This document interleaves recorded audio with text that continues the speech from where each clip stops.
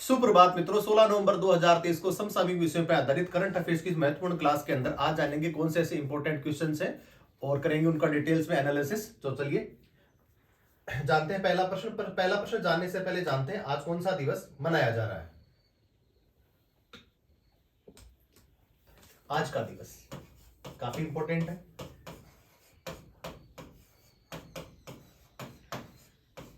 सोलह नवंबर राष्ट्रीय प्रेस दिवस 16 नवंबर को मनाया जाता है। इसके अलावा विश्व प्रेस दिवस वो किस दिन मनाया जाता है उसके बारे में भी मैं आपको बताता हूं। राष्ट्रीय प्रेस दिवस 16 नवंबर को, जबकि विश्व प्रेस दिवस 3 मई को मनाया जाता है। चलिए, विश्व प्रेस दिवस के अंदर कौन कौन सी चीजें शामिल करी जाती हैं और वर्तमान में भारत की रैंकिंग विश्व प्रेस स्वतंत्रता सूचकांक के अंदर उसकी कितनी रैंकिंग है उसके बारे में आपको बताता चलूं। टोटल देश उसके अंदर शामिल करे गए 180 देश। भारत की रैंक कितनी है? भारत की रैंक है 161वीं। टोटल 180 देशों में से भारत की रैंक है काफी नीचे है, 161वीं रैंक है। और राष्ट्रीय परिदृश्य में देखा जाए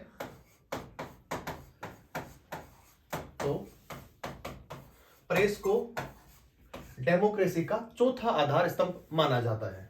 तो 3 स्तंभ कौन कौन से ऑलरेडी पहले से? तो कार्यपालिका, न्यायपालिका, तीसरा विधायिका और चौथा जो पिलर है वो कौन सा है? प्रेस है। तो अपने लिए इंपॉर्टेंट है और लोकतंत्र के अंदर प्रेस की स्वतंत्रता होना बहुत ही ज्यादा जरूरी है। चलिए, इसके अलावा जो एक होती है प्रेस काउंसिल ऑफ इंडिया, उसको क्या कहा जाता है? प्रेस काउंसिल ऑफ इंडिया को बोला जाता है वॉचडॉग। और एसोसिएशन को क्या बोला जाता है? उसको बोला जाता है मोरल वॉचडॉग। तो आज 16 नवंबर के लिहाज से प्रेस स्वतंत्रता के बारे में भी जाना, विश्व प्रेस स्वतंत्रता सूचकांक के बारे में भी जाना और विश्व प्रेस दिवस कब मनाया जाता है उसके बारे में भी हम लोगों ने जाना। चलिए जानते हैं आज का पहला प्रश्न। और आज के सेशन की शुरुआत करने से पहले देखते हैं कि पहला प्रश्न कौन सा है और क्यों अपने लिए ये इंपॉर्टेंट है। चलिए, पहला प्रश्न, संसद ब्रजलाल की अध्यक्षता वाली संसदीय समिति द्वारा मिलावटी खाने पीने की चीजें बेचने वाले कम से कम 6 महीने की जेल और कितने रुपए जुर्माने की सिफारिश ऑलरेडी पहले से करी जा चुकी है। तो मैं आपको बताऊं कि इससे पहले भी मिलावटी खाना लोगों की सेहत के खिलाफ आपकी जो है वो गलत कर रहे हैं और इसी को संदर्भ में रखते हुए इस प्रकार की कमेटी जो है वो संसद के एक सदस्य हैं जिनका नाम ब्रजलाल है, उनकी अध्यक्षता के अंदर कमेटी बनाई गई। उससे पहले भी ये जो कमेटी की जो रिकमेंडेशंस आई है उससे पहले की मैं आपको बात बताऊं कि इससे पहले अगर किसी प्रकार की मिलावटी खाद्य वस्तुओं को कोई मिलाता हुआ पाया जाता था, पकड़ा जाता था, उसके बाद में सरकार या सुप्रीम कोर्ट उसमें किस प्रकार की चीजें उनको दंड के स्वरूप में देता था। तो वो आपको बताऊं, पहले होता था मात्र 1000 रुपए का जुर्माना, 1000 का जुर्माना हुआ करता था और कारावास जेल वो होती थी अधिकतम 6 माह, अधिकतम 6 माह। इस बार वो क्या हो गई, थोड़ी चेंज हो गई, अधिकतम 6 माह हो गए या दोनों भी कर दिए जाते थे कि एक साथ दोनों को भी, दोनों जो दंड है उनसे भी एक बार किसी व्यक्ति को दे दिए जाते थे। जिसमें 1000 रुपए का जुर्माना काफी छोटी रकम हुआ करती थी और 6 महीने अधिकतम हुआ करता था। लेकिन इस बार सरकार ने इसको चेंज करने की सिफारिश करी और सांसद ब्रजलाल की अध्यक्षता वाले में किस प्रकार की चीजें हुई है मैं बता दूं आपको। इस बार आंसर हो जाएगा 25,000 रुपए। तो उसको क्या लगाना पड़ेगा? जुर्माना। 25,000 रुपए जुर्माना हो गया। और अब बात करते हैं कारावास की। तो कारावास के संदर्भ में यह है कि मिनिमम 6 महीने, मिनिमम 6 महीने, मैक्सिमम कितने भी हो सकते हैं। तो अब ये है जो अधिकतम सीमा वाली जो 6 महीने थी उसको आपने क्या कर दिया, मिनिमम 6 मंथ कर दिया है। तो ये थोड़ा सा दायरा भी चेंज कर दिया है। मिलावटी चीजें जो है वो व्यक्तियों के स्वास्थ्य के साथ में क्या है आप खिलवाड़ कर रहे हो, उसी के संदर्भ में इस प्रकार की कमेटी का गठन किया गया। वर्तमान में काफी चर्चा में रही थी। चलिए जान लेते हैं अगला प्रश्न। पुरुष हॉकी जूनियर वर्ल्ड कप किस जगह आयोजित किया जाएगा? आंसर है इसका कुआलालंपुर। तो भारतीय टीम अभी एशियन गेम्स के अंदर स्वर्ण पदक लेकर के आई है। जूनियर टीम एशियन अभी जो गेम्स हुए थे उसके अंदर स्वर्ण पदक आप लेकर के आए हैं और भारतीय फैंस की और भारतीय खेल को काफी इससे उम्मीदें वर्तमान में कुआलालंपुर में होने वाला है। और इसकी जो कप्तानी करने वाले उनका नाम है उत्तम सिंह। उत्तम सिंह एक मिडफील्डर है और फॉरवर्ड खेलते हैं। ये फॉरवर्ड की अपनी इसकी पोजीशन है, वहां पे ये खेलते हैं। अब बात कर लेते हैं कि पिछला जो वर्ल्ड कप 2023 के अंदर हुआ था वो किसने जीता था? 2023 का हॉकी का वर्ल्ड कप जो था वो उड़ीसा के अंदर इसका आयोजन किया गया था। भुवनेश्वर में इसका फाइनल मैच खेला गया था जहां जर्मनी ने बेल्जियम को हरा करके और हॉकी का वर्ल्ड कप इन्होंने जीता था। चलिए जान लेते हैं अगला प्रश्न, प्रश्न संख्या 3। पीपल्स डिफेंस फोर्स पीडीएफ किस देश का एक विद्रोही संगठन है जिस पर हाल ही में हवाई हमले किए गए थे? तो ये जो संगठन है, इस संगठन का संबंध है वो किससे है? म्यांमार से। म्यांमार के साथ में भारत 1643 किलोमीटर की क्या बनाता है? सीमा रेखा अंतरराष्ट्रीय स्तर पर बनाता है। भारत के लिए सवाल क्यों इंपॉर्टेंट है और किस लिए आपसे पूछा जा रहा है? कि बहुत सारे ऐसे वहां के जो लोग थे जो वहां पर जो हमले हो रहे थे और सबसे निकटतम जो जिला है मोरे वहां का मणिपुर, वहां से लोग जो है अवैध तरीके से भारत में प्रवेश कराते हैं, जिसकी वजह से अवैध प्रवासियों की संख्या भी ज्यादा बढ़ी है। और हम लोग देख ही रहे हैं कि मणिपुर में किस प्रकार के हालात हैं, जिसके अंदर मैतेई समुदाय भी इससे काफी प्रभावित हुआ है। वहां पे 2 प्रकार की जातियों के अंदर संघर्ष देखा जा रहा है और समस्या किस प्रकार की है कि दोनों देश अपने जो है जो कास्टें हैं, जो जाति हैं, वो अपना राजनीतिक प्रतिनिधित्व मांगने की वहां पे क्या कर रही है? मांग लंबे समय से कर रही है। तो म्यांमार का एक संगठन है पीडीएफ, जिसने भारत देश का विद्रोही संगठन है। वहां पे जुंता सरकार है। जुंता सरकार की जो सेना है उनके और पीडीएफ के मध्य क्या चल रहा है? संघर्ष चल रहा है। जुंता सरकार के बारे में हम सब लोगों को पता है कि वहां पे आंग सुन जो वहां की एक बहुत बड़ी नेता है, उनको उन्होंने नजरबंद कर दिया, उनको चुनाव लड़ लेने दिया। और वहां पे जो एक सैन्य सरकार है और सैन्य सरकार की जो जुंता सरकार है, जुंता सेना जिसको बोला जाता है, वो एक होगी कि सरकार की अपनी स्वयं की सेना होगी और पीडीएफ उसके सामने जो लड़ाके लड़ रहे हैं, उन दोनों के बीच में काफी हवाई हमले किए गए हैं। कुछ लोग जो है वो भाग करके कहां आ गए? भारत में भी आ गए। चलिए म्यांमार क्यों इंपोर्टेंट है? मैंने आपको बताया कि 1643 किलोमीटर की सीमा रेखा जो भारत के साथ में बनाता है। कौन कौन से ऐसे स्टेट है जो भारत के साथ में ये सीमा बनाते हैं? एक तो हो गया अरुणाचल प्रदेश, दूसरा हो गया मिजोरम, मणिपुर और नागालैंड। भारत के से 4 स्टेट है जो मणिपुर के जो है वो म्यांमार के साथ में सीमा बनाते हैं। चलिए इसका आंसर हो जाएगा म्यांमार। पीडीएफ का संगठन है और विद्रोही अभी वहां पे हाल ही में हवाई हमले किए गए हैं। चलिए जान लेते हैं अगला प्रश्न, प्रश्न संख्या 4। Countdown on health and climate change report किसके द्वारा जारी की जाती है? इसको आंसर हो जाएगा लॉसेट। हाल ही में क्लाइमेट चेंज के बारे में लेसेंट के द्वारा 8वीं वार्षिक रिपोर्ट जारी की गई। तो 8वीं वार्षिक रिपोर्ट थी, क्या कहा गया है? जलवायु परिवर्तन से संबंधित। रिपोर्ट में कहा गया है कि 2022 के अंदर हमने 86 दिवस ऐसे झेले जो उच्च तापमान वाले थे और अगर ऐसी ही हालत रही तो दुनिया के अंदर उच्च तापमान से मरने वाले लोगों की संख्या बहुत ज्यादा होने वाली है। 2000 उन्होंने इस प्रकार के आंकड़े दिए हैं कि 1990 से लेकर और 2022 तक 375% जो मौतें हुई हैं अगर उच्च तापमान से हुई हैं, तो सबसे ज्यादा किसकी वजह से हुई है? जलवायु परिवर्तन से हुई है। इसके अलावा अगर 4.7% की दर से इस प्रकार का तापमान रहा तो जो 65 वर्ष से ज्यादा के जो लोग हैं वो इससे सबसे ज्यादा प्रभावित हो सकते हैं। तो ये एक लेसेंट की रिपोर्ट है, जलवायु परिवर्तन से संबंधित है और वर्तमान के अंदर जिस प्रकार से धरती का तापमान हर साल बढ़ता चला जा रहा है। ये बाकी जो है वो वैज्ञानिकों के लिए, हम सब लोगों के लिए चिंता का विषय, और इस पे काम करना चाहिए। इसी के संबंध में एक लासेंट है, उसके द्वारा इस प्रकार की रिपोर्ट जारी करी जाती है। चलिए बढ़ते हैं नेक्स्ट क्वेश्चन की तरफ। क्वेश्चन नंबर 5, किस देश की कोर्ट ने नियमों की अनदेखी करने पर गूगल कंपनी पर जुर्माना लगाया है?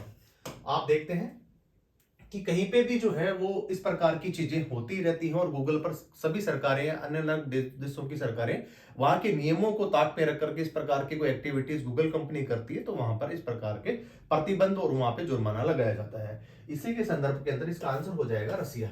रसिया के अंदर गूगल कंपनी पे क्या लगाया गया? जुर्माना लगाया। हालांकि ये पहली बार नहीं लगाया, ये 2020 में भी लगाया गया था, ये 2021 में भी लगाया गया। कितना लगाया गया है? 1.37 करोड़, 1.37 करोड़ का इस पे जुर्माना लगाया गया है। चलिए जान लेते हैं अगला प्रश्न, प्रश्न संख्या 6। केपीएमजी की रिपोर्ट के अनुसार भारत में ग्रीन बिल्डिंग्स का दायरा बढ़ रहा है, जिसमें कौन सा शहर सबसे अग्रणी है? बात पहले वाले प्रश्न में हम लोगों ने करी थी कि जलवायु परिवर्तन के संदर्भ के अंदर जितनी प्रकार की ग्रीनरी को ज्यादा से ज्यादा हम बढ़ाएंगे तो पर्यावरण जो संतुलन है या जलवायु परिवर्तन के अंदर जिस प्रकार का संतुलन होना चाहिए वो संतुलन क्या रहेगा? बरकरार रहेगा। आपसे सवाल पूछा जा रहा है कि यहाँ पे ग्रीन बिल्डिंग बनाने वाला शहर कौन सा है? इसका आंसर हो जाएगा बेंगलुरु। तो ये आपने देखा। बाकी देखा जा रहा है कि दिल्ली हैदराबाद से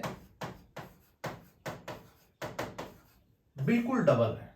क्या है? बिल्कुल डबल है क्षेत्रफल के हिसाब से, लेकिन ग्रीन बिल्डिंग का दायरा हैदराबाद में दिल्ली से ज्यादा है।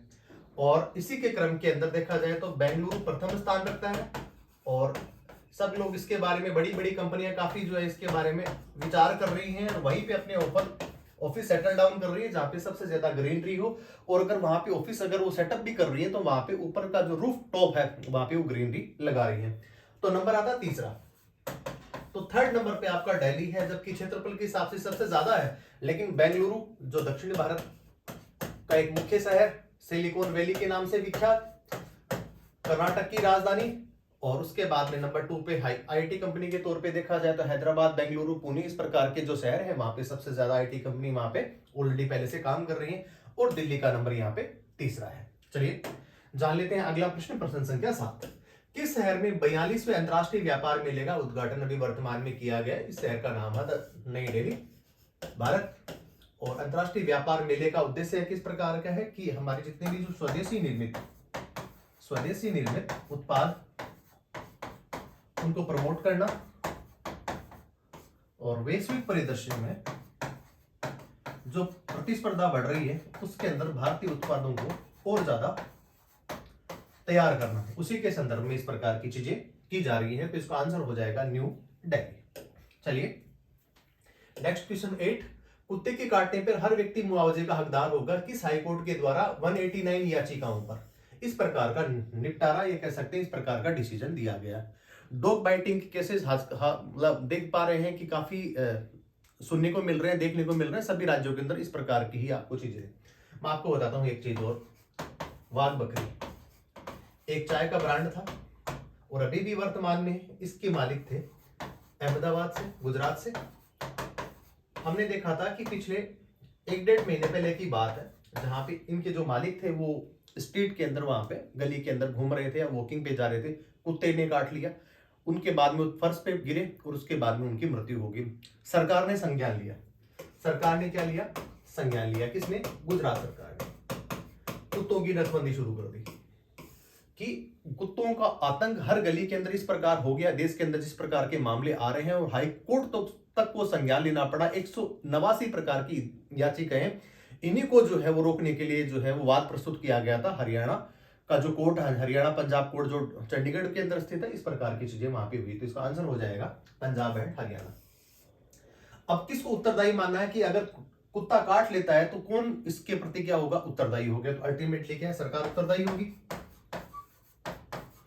हाई कोर्ट ने कहा है कि अगर किसी व्यक्ति को कुत्ता काट लिया तो आप उसके जवाबदार होंगे, या तो आप कुत्तों को वहां से हटाइए, उनकी नसबंदी कराइए, या किसी जगह छोड़ करके आइए, लेकिन नागरिकों के प्रति किसी प्रकार की ऐसी हिंसा जो है बर्दाश्त नहीं करी जाएगी। अब सवाल क्या है कि किसके अंदर इसमें किस प्रकार का जो है आपको मुआवजा दिया जाएगा? तो अगर एक दांत कुत्ते का लग जाता है आपके शरीर में, काट लेता है, 10,000 रुपए। एक दांत के काटने से अगर आपको चोट लग जाती है तो आपको 10,000 रुपए उसमें दिए जाएंगे। अगर दांत काटने वाले कह सकते हैं कि कितने जो स्टेजेस लगे हैं उसके बारे में बताऊंगा आपको। 0.2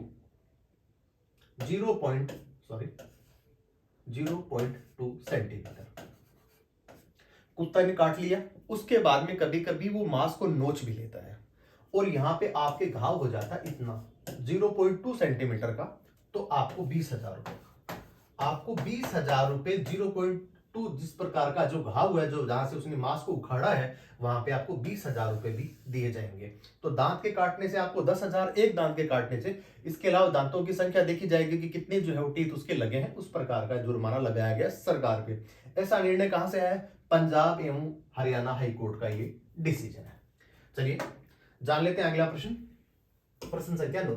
देश में पहली बार किसके द्वारा ट्यूलिप के बेलों को उगा करके, बल्बों को उगा करके खिलाने की तकलीफ और विकसित की गई, जिससे अब वो बेल्जियम पर आयात वो नहीं करना पड़ेगा। इस प्रकार की चीजें कहां करी गई है? ये गई है नगर पालिका परिषद, कौन सी? दिल्ली में। सबसे बड़ा एशिया का सबसे बड़ा ट्यूलिप गार्डन कहां पे है? एशिया का सबसे बड़ा ट्यूलिप गार्डन श्रीनगर में, हम सब लोग जानते हैं। और ट्यूलिप के पौधे काफी पर्यटन के तौर पे काफी इस्तेमाल किए जाते हैं और काफी अच्छे भी लगते हैं। उसी के संदर्भ के अंदर नई दिल्ली सरकार जो नगर पालिका, उसने इस प्रकार की टेक्नोलॉजी को इजाद किया जाएगा जहां पे सबसे ज्यादा, अब प्रश्न के अंदर आपको दे भी दिया गया कि सबसे ज्यादा ट्यूलिप पौधों को और फूलों का हम कहां से आयात करते हैं? वो करते हैं बेल्जियम से। तो इस प्रकार की चीजें उसके बाद में कम हो जाएगी और आयात कम हो जाएगा। तो ये नई दिल्ली की नगर पालिका परिषद की ये पहल है और वर्तमान में इसको किया जा रहा है। चलिए जान लेते हैं अगला प्रश्न। प्रश्न संख्या 10। विकसित भारत संकल्प यात्रा प्रधानमंत्री मोदी द्वारा किस राज्य से शुरुआत की गई? हमने कल पढ़ा था कि विकसित भारत की जो है वो कहां से करी गई है? झारखंड से करी है। झारखंड के अंदर हमने क्या देखा था? बिरसा मुंडा और जनजाति आंदोलन का अग्रदूत इनको कहा जाता है। और अभी हाल ही के अंदर 2021 से इस दिवस को जनजाति गौरव दिवस के तौर पे भी मनाया जाता है।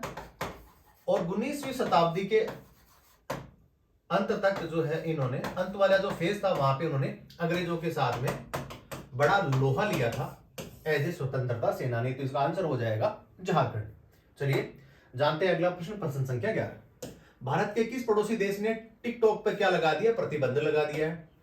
विश्व में 11 ऐसे और देश हैं जिन्होंने टिकटॉक पे क्या लगा दिया है? प्रतिबंध लगा दिया है। भारत के संदर्भ में बात करी जाए तो हमने 2020 में लगा दिया था। कब लगाया था? ऐसी कौन सी घटना हुई थी उसके बाद में? तो आपने देखा कि भारतीय और चीनी सैनिकों की झड़प हुई थी, डोकलाम विवाद चल ही रहा था, प्योंगोंग जो झील था वहां पे भी हमारे सैनिक डटे हुए थे आमने सामने। और उसी के प्रत्युत्तर के अंदर भारत ने तो टिकटॉक पे बहुत समय पहले, कह सकते हैं 3 साल पहले ही प्रतिबंध लगा दिया गया। लेकिन सवाल पूछा जा रहा है कि अब किसने लगाया है? आंसर हो जाएगा इसका नेपाल। नेपाल ने भी अभी हाल ही के अंदर वहां पे प्रचंड कमल दहल जो अभी वर्तमान में थोड़े दिन पहले उन्होंने चाइना की यात्रा करी, वो वहां के प्रधानमंत्री हैं और आते ही उन्होंने टिकटॉक पे क्या लगा दिया है? बैन लगा दिया है। नेपाली सरकार क्या क्या कर रहा है कि हमारी संप्रभुता, अक्षुण्णता और सामाजिक सद्भाव था, उसके बीच में कहीं ना कहीं ये क्या कर रहा था? विरोधी तत्व के तौर पे क्या कर रहा था? काम कर रहा था। और इसी के संदर्भ के अंदर उन्होंने क्या कर दिया? किस पे बैन लगा दिया गया है। ये जाना आपने इस प्रश्न के माध्यम से। चलिए जान लेते हैं अगला प्रश्न। प्रश्न संख्या 12। फसल की कीमतों को तय करने में व्यापारियों और बिचौलियों का एकाधिकार समाप्त करने के भारत सरकार द्वारा छोटे एवं मझोले किसानों के लिए कौन सा एक अभियान शुरू किया गया है? आप देख रहे हैं कि इससे पहले पीएम किसान सम्मान निधि वो ऑलरेडी पहले से दी जा रही है। इसमें क्या दिया जाता है आपको? इसमें 2,000 रुपए आपको दिए जाते हैं। कल की दिनांक में 15वीं किस्त ऐसी आई है जो किसानों के तौर पे आ गई है, जहां पे 15वीं किस्त पे 2,000 रुपए किसानों को अभी वर्तमान में दिए गए। लेकिन आपसे सवाल पूछा जा रहा है दूसरा, मझोले और छोटे किसानों को भी और ज्यादा उन्नत करने, उनको और ज्यादा क्या करने, आर्थिक तौर से सशक्त करने के लिए पीएम किसान भाई योजना का भी शुभारंभ किया गया है। हालांकि पीएम किसान सम्मान निधि ऑलरेडी पहले से संचालित है, जहां पे 15वीं किस्त किसानों को जारी कर दी गई है और ये 2020 में इसकी शुरुआत हुई थी और उसके बाद ही 15वीं किस्त अभी तक दी जा चुकी है। चलिए जान लेते हैं अगला प्रश्न, प्रश्न संख्या 13। उड़ने वाली छिपकली अथवा गेगो की नई प्रजाति किस राज्य में अभी वर्तमान में पाई गई है? तो इसका आंसर हो जाएगा मिजोरम। मिजोरम के अंदर इस प्रकार की अभी प्रजाति की एक जो छिपकली है उसको देखा गया है। चलिए जान लेते हैं 14वां प्रश्न। 14वां प्रश्न देखा, विश्व में पहली बार किस देश के द्वारा संकटग्रस्त स्पेम व्हेल के लिए मरीन संरक्षित क्षेत्र घोषित किया गया? आंसर हो जाएगा इसका डोमिनिका। डोमिनिका में इस प्रकार का संरक्षित एक क्षेत्र भी घोषित किया गया जहां पे संकटग्रस्त स्पर्म व्हेल है उसको और अधिकाधिक उसको क्या किया जाए, आपको उसको संरक्षित किया जा सके। तो ये इसका आंसर हो जाएगा डोमिनिका। एक छोटा सा देश है और ये समुद्र के किनारे पे स्थित, और सबसे ज्यादा अगर इसको आर्थिक गतिविधियों के तौर पे जाना था तो पर्यटन से सबसे ज्यादा इसको आय अर्जित होती है। तो ये इस प्रश्न के माध्यम से आपने जाना। चलिए जान लेते हैं अगला प्रश्न, प्रश्न संख्या 15। भारतीय नौसेना द्वारा वार्षिक इंडो पैसिफिक क्षेत्रीय संवाद का आयोजन भारत के कौन से शहर में किया जाएगा? इसको आंसर हो जाएगा कौन सा? न्यू दिल्ली। न्यू दिल्ली के अंदर नौसेना का हेडक्वार्टर भी है। वर्तमान में इसके जो अध्यक्ष हैं, ये इसके जो चीफ हैं, उनका नाम है आर हरि कुमार। और नौसेना की कितनी कमान है वर्तमान में जो देश के अंदर है, उनकी है नौसेना की 3 कमान है। तो ये भी भारतवर्ष में 3 ही कमान जो है वो यहाँ पे संचालित है। जबकि एयरफोर्स की बात करें तो 5 कमान है, जबकि थल सेना की बात करें तो 7 कमान वर्तमान में भारत में है। और इनके अध्यक्ष का, इसके जो चीफ है, इनका नाम आर हरि कुमार है। नौसेना अलग अलग देशों के साथ में, खाड़ी देश की बात कर सकते हैं, चाहे हमारे पड़ोसी देश, और इसके अलावा यूरोपीय देश कंट्रीज है, वहां के साथ में भी हम संयुक्त सैन्य अभ्यास अभी हम लोग करते रहते हैं। तो आज के सेशन के अंदर आपने इंपोर्टेंट 15 इंस्टीट्यूशन जाने, उसके साथ में डिटेल्स में हमने एनालिसिस किया। तो बने रहिए प्रकाश एजुकेशन हब के साथ में। जय हिंद, जय भारत।